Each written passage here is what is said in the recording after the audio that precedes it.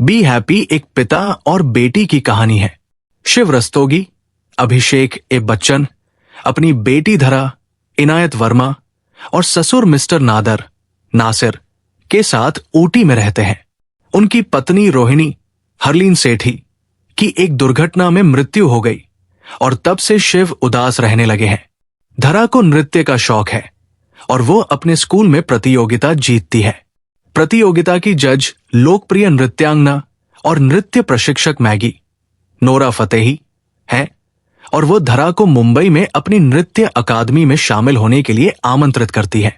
Maggi धरा को अच्छी तरह से प्रशिक्षित करना चाहती है ताकि वो लोकप्रिय नृत्य प्रतियोगिता इंडिया सुपरस्टार डांसर के लिए शॉर्टलिस्ट हो सके। शिव पहले तो मना कर देता है क्योंकि वो धरा के नृत्य के जुनून को गंभीरता से नहीं लेता, लेकिन धरा अड़ी रहती है और नादर भी उस पर दबाव डालता है, इसलिए वो मान जाता है। इस प्रकार शिव और धरा अस्थायी आधार पर मुंबई सब कुछ ठीक चल रहा होता है, लेकिन फिर उसे फैमिली राउंड के लिए परिवार के किसी सदस्य के साथ डांस करने के लिए कहा जाता है। इसके बाद क्या होता है ये पूरी फिल्म में दिखाया जाता है। रेमो डिसूजा की कहानी उनकी दूसरी डांस फिल्मों से अलग है। तुषार हीरानंदानी, रेमो डिसूजा, कनिष्क सिंहदेव और चिराग गर्ग की पटकथा पहले भाग में थोड़ी कमजोर है, लेकिन फिर खास तौर पर भावनात्मक दृश्यों में अपनी छाप छोड़ती है। कनिष्क सिंहदेव और चिराग गर्ग के संवाद मजाकिया है और वे पिता और बेटी तथा बेटी और उसके नाना के बीच की नोकझोंक को मधुरता से पेश करते हैं। रेमो डिसूजा का निर्देशन सरल है। हमेशा की तरह उन्होंने फिल्म में प्रासंगिक संघर्ष, हास्य, नाटक, संगीत और निश्चित रूप से ढेर सारा नृत्य डाला है। धरा और शिव के किरदारों को अच्छी तरह से पेश किया गया है और दर्शक तुरंत उनकी कहानी में डूब जाएंगे। ट्रेलर में कहानी का थोड़ा बहुत हिस्सा दिखाया गया है, लेकिन शुक्र है कि निर्माताओं ने मुख्य संघर्ष का खुलासा नहीं किया। इसलिए जब ये स्क्रीन पर सामने आता है तो ये एक झटके की तरह आता है और यहीं से फिल्म बेहद मार्मिक और भावुक हो जाती है। समापन बहुत प्यारा है।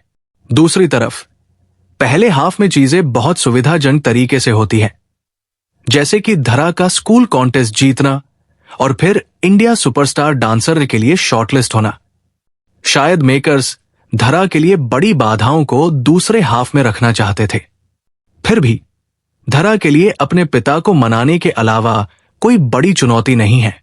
वैसे भी दर्शकों को पता था कि वो सहमत होंगे और इसलिए पहला हाफ पूरी तरह से अनुमानित है।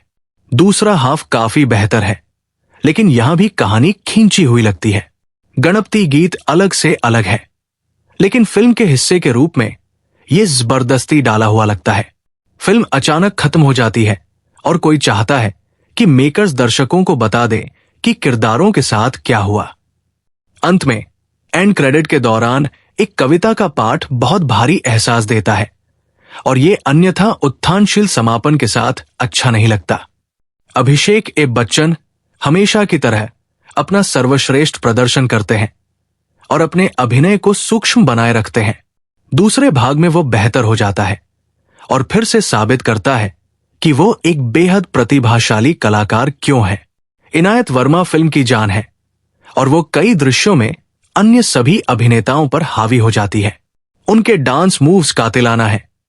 दिलचस्प बात यह है कि वो और अभिषेक लूडो 2020 के बाद दूसरी बार साथ आए हैं। नासिर मनमोहक है। नोरा फतेही ने शानदार अभिनय किया है। हरलीन सेठी ने कैमियो में छाप छोड़ी है।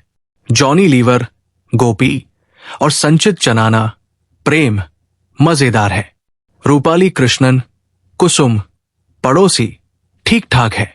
जय भानुशाली, पुनीत जे पाठक, सलमान यूसुफ खान, एली अवराम और सोनाली बेंद्रे ने खुद की भूमिका निभाई है और वे ठीक है।